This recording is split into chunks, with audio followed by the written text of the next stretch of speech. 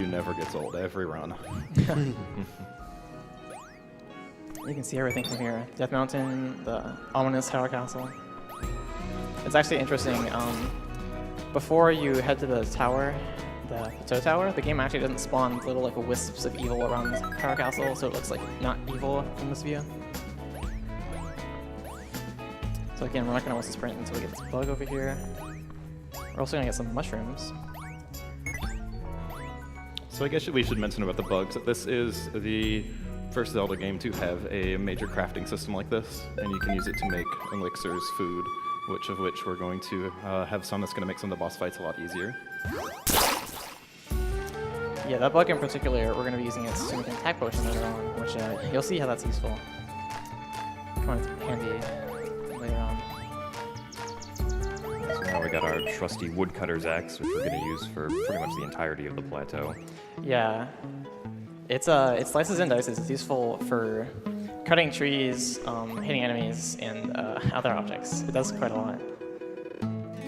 The fact that it's a two-handed sword, he uses both his hands to hold it, means that he can do a really good spin attack where he just sort of repeatedly hits an object or enemy, which is great.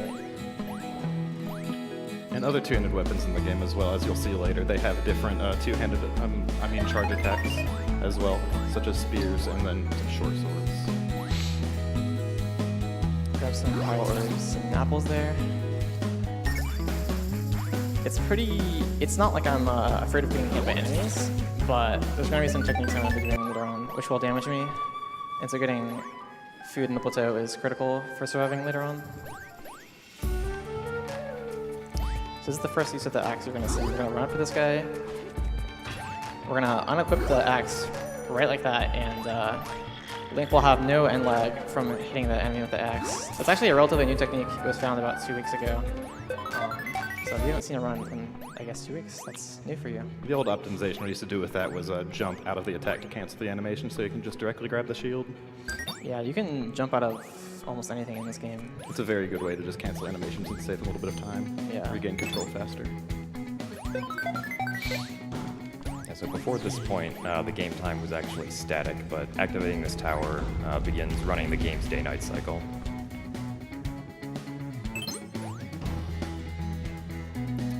Yeah, the day and night cycle isn't too important for 90% with Amiibo, but if you're doing it without that tool, then the day and night is very critical. You don't want it to be too far into the night once you finish up the plateau, because bad things will happen.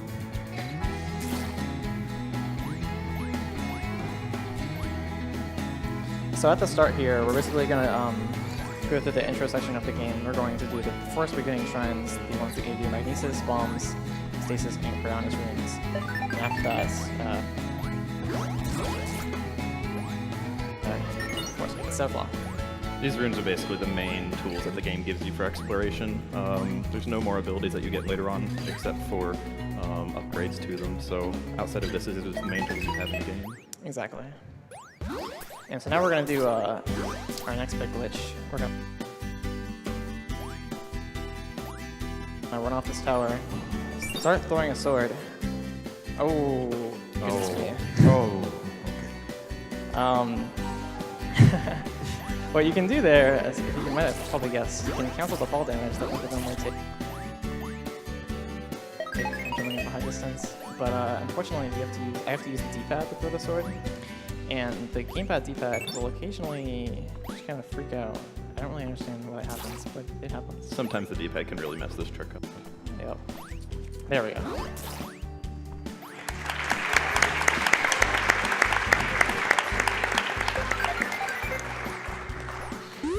That trick is really cool. It's unfortunately not too useful outside of the tutorial section, because once you get the Silcloth, you can just use that to avoid any fall damage that you would get. Unless you just want to look cool. Yeah. Yeah, so the way that's done is you first prep throwing the axe in the air, and then you release it right before you hit the ground, and then unequip the axe, which is what actually executes the technique. And you actually need to release the axe with a pretty decent timing, so to the point where it's not actually thrown yet, it's still in Link's possession, and you can still unequip it. Yeah, the trick has a little bit of leniency though. If you're starting out and don't know how to time it, you can have it happen where you actually do throw the axe and it still cancels the fall damage, which can be tricky because I've had that happen and I don't know where the axe is thrown. It just sort of is gone. And the axe is pretty necessary for the rest of Plateau. Yeah, as well as the shield. So we're gonna go right out here and do a shield surf. This is a really cool technique they gave to Link in this game. You can just sort of ride down smooth slope surfaces, so not like rocks and stuff, but like that was like a grassy hill. I think it's like grassy or snowy or sandy. Works really well with this shield surfing.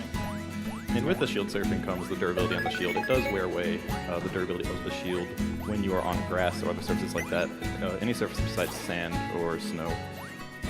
So managing that throughout Plateau is very important to keep the shield for later parts of it. Of course. The vocal shield that we got is actually very weak. I can only use it about like 6 or 7 times. It's very limited. Every time I do a shield surf, it loses like 1 durability point. And I only have around 7, like I said. Now we're in Magnesis. So this is the first shrine. You have the freedom of doing the 4 shrines of the plateau in any order you want. But the Cryonis and Stasis Shrine are pretty far out of the way. And so from the tower, you can choose Bombs or Magnesis. Bombs is faster if you want a faster in-game time, because the route with taking bombs first gives you, you do like a warp instead of doing more running. So if you want to do no amiibo and avoid the scary things at night, you would do that. But going Magnesis first, otherwise, is really good. It allows you to get 2 extra arrows.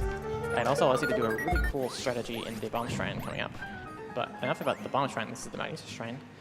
We can just look at these objects right away and get them out of our way. Oh my, okay. Do you have a moment for a few quick donations? So now we're going to do a shield jump there. That's a technique where you basically initiate a shield surf in midair and then unequip the shield, and it allows you to basically have a double jump at your X muzzle to cross gaps like that. That's another reason it's very important to have a shield on you at most times. Exactly. It's used quite a lot of places in this game for speedrunning. It's very useful. Yeah, even casually, shield jumping is actually really good. Like, you don't necessarily have to unequip the shield to do a shield surf, or shield jump, quote unquote. But you'll find where if you're like doing a really close shield jump, unequipping the shield will let you sort of land spots better. Okay. So coming out of this shrine, we have another cutscene. Basically, after you do the first shrine, it opens up a lot more. There's not really any dialogue or cutscenes, and you can just go to the rest of the shrines very fast. You're going to notice that I'm going to do the text in a certain order. The old man will ask me 4 questions. For the first one, I'll do the top option, and for the second and third, I'll do the bottom options, which avoids an extra text box, so it saves a little bit of time there. It's the small things that count when you do a category as short as 90%.